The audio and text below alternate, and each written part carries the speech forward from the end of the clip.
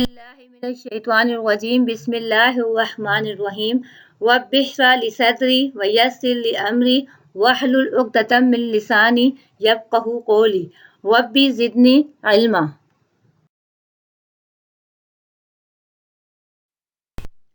آج ہم اسلامیت کی کلاس میں سورہ انفال کا رکوع نمبر 5 پڑھیں گے اور رکوع نمبر 5 کی آیت نمبر 42 تا 44 کا ترجمہ اور تفسیر پڑھیں گے۔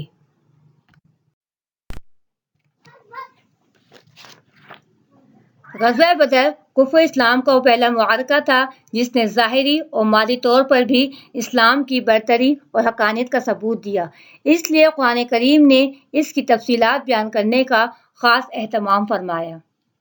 آیت مذکورہ میں اسی کا بیان ہے۔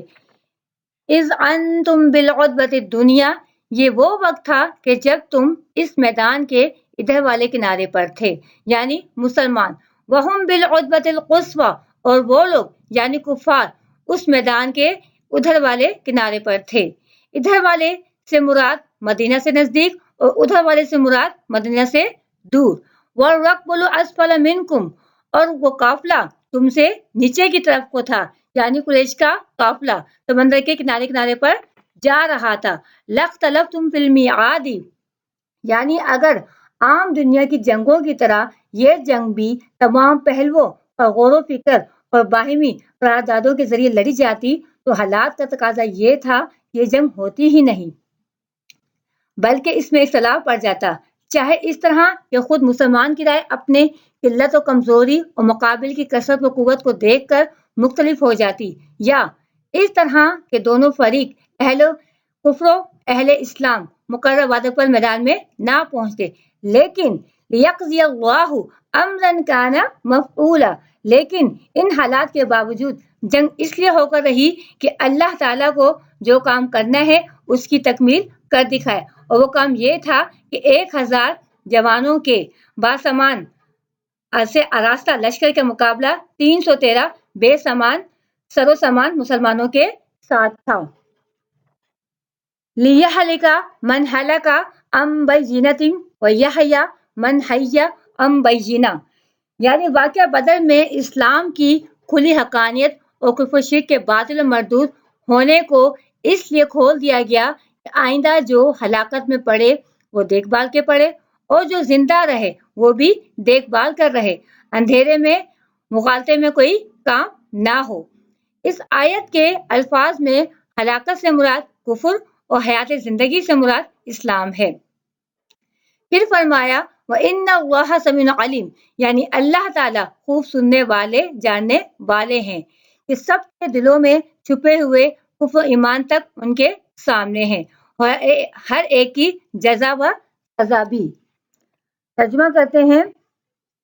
اذ انتم بالعدوۃ الدنیا، جس وقت تم مدینہ کے اس کنارے پر تھے، وہم بالعدوۃ القصویٰ، اور وہ مدینہ کے اس کنارے پر تھے، وَالرَّكْبُ الْأَسْفَلَ مِنْكُمْ، اور قافلہ تم سے نیچے تھا،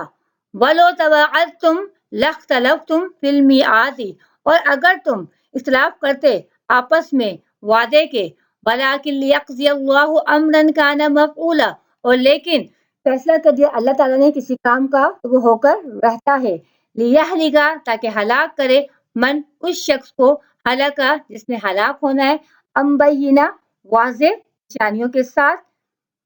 وَيَحْيَىٰ مَنْ حَيَّ عَنْ بَيِّنَةٍ، اور زندہ کرے اس شخص کو جس نے زندہ رہنا ہے۔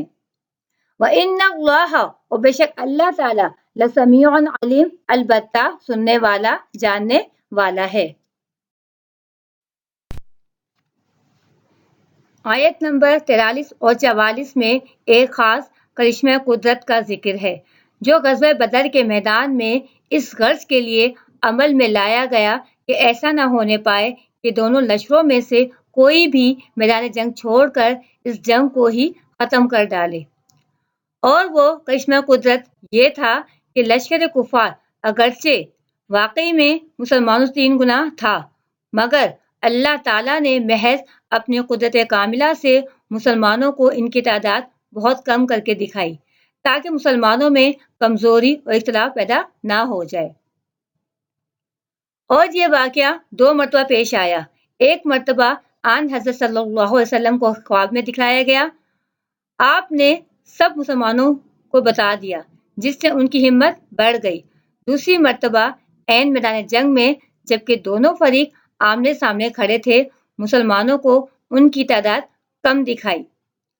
حضرت عبداللہ بن مسعود فرماتے ہیں کہ ہماری نظروں میں اپنا مقابل لشکر ایسا نظر آ رہا تھا کہ میں نے اپنے قریب کے ایک آدمی سے کہا کہ یہ لوگ 90 آدمیوں کی تعداد میں ہوں گے۔ اس شخص نے کہا نہیں 100 ہوں گے، حالانکہ وہ 1000 تھے۔ ترجمہ کرتے ہیں، اس یریکہم اللہ، جس وقت دکھایا ان کو اللہ تعالیٰ نے، فی منامکا، تمہاری نیندوں میں، قلیلاً، کم، یعنی کفار کو مسلمانوں کی نیند میں، ولو اراکہم، اور اگر دکھاتا ان کو، کثیراً، بہت زیادہ، یعنی کفار کی تعداد بہت زیادہ دکھاتے، لفشلتم، البتہ وہ بزدل ہو جاتے، ولا تنازعتم، اور آپس میں جھگڑا کرتے، فی الامر، معاملے میں، ولکن اللہ، اور لیکن اللہ تعالیٰ نے، سلم، بچا لیا ان کو، انہ، بے شک وہ، علیم، جاننے والا ہے، بذات الصدور، دلوں کے بھید۔ آیت پڑھتے ہیں، وَإِذْ يُرِيكُمُوهُمْ إِذِ الْتَقَيْتُمْ فِي أَعْيُنِكُمْ قَلِيلًا وَيُقَلِّلُكُمْ فِي أَعْيُنِهِمْ لِيَقْضِيَ اللَّهُ أَمْرًا كَانَ مَفْعُولًا وَإِلَى اللَّهِ تُرْجَعُ الْأُمُورُ۔ اس آیت میں فرمایا کہ وَإِذْ يُرِيكُمُوهُمْ إِذِ الْتَقَيْتُمْ فِي أَعْيُنِكُمْ قَلِيلًا وَيُقَلِّلُكُمْ فِي أَعْيُنِهِمْ، یعنی جب دونوں جماعتیں یعنی مسلمان اور کفار آپس میں آمنے سامنے ہوئے تو اللہ تعالیٰ نے مسلمانوں کو بھی کفار کی نظر میں کم کر کے دکھایا۔ اس کے معنی یہ بھی ہو سکتے ہیں کہ مسلمانوں کی تعداد تو حقیقت میں ہی کم تھی، وہ صحیح تعداد ان کو دکھلا دی، اور یہ بھی ہو سکتے ہیں کہ جتنی تعداد واقعی تھی اس سے بھی کم کر کے دکھایا۔ مسلمانوں کی تعداد کم کر کے دکھانے میں حکمت یہ تھی کہ مشرکین کے قلوب پر مسلمانوں کا رعب پہلے ہی نہ چھا جائے، جس کی وجہ سے وہ میدان چھوڑ کر بھاگ جائیں۔ پھر فرمایا لیقضی اللہ امرا کان مفعولا، یعنی دوبارہ یہ فرمایا، یعنی یہ کرشمہ قدرت اور آنکھوں کے مشاہدات پر تصرف اس لیے ظاہر کیا گیا کہ جو کام اللہ تعالیٰ کرنا چاہتے ہیں وہ پورا ہو جائے۔ پھر فرمایا وَإِلَى اللَّهِ تُرْجَعُ الْأُمُورُ، یعنی آخر کا سب کام اللہ تعالیٰ کی طرف لوٹتے ہیں، جو چاہے کرے، جو چاہے حکم دے، قلت و کثرت پر قوت کو ضعف پر غلبہ دے دے، کم کو زیادہ، زیادہ کم کر دے۔ ترجمہ کرتے ہیں، وَإِذْ يُرِيكُمُوهُمْ، اور جس وقت دکھلایا ان کو، إِذِ الْتَقَيْتُمْ، جس وقت ملاقات کی تم نے، فِي أَعْيُنِكُمْ، تمہاری آنکھوں میں، قلیلاً، کم، وَيُقَلِّلُكُمْ، اور دکھایا تم کو، فِي أَعْيُنِهِمْ، ان کی آنکھوں میں کم، لِيَقْضِيَ اللَّهُ، تاکہ فیصلہ کر دے اللہ تعالیٰ، امراً، کسی کام کا، یا پورا کر دے اللہ تعالیٰ وہ کام، کان مفعولاً، جو ہو کر رہنا ہے، وَإِلَى اللَّهِ، اور اللہ کی طرف، ترجع الامور، لوٹ کر جانا ہے تمام کاموں کو۔ صدق اللہ العظیم۔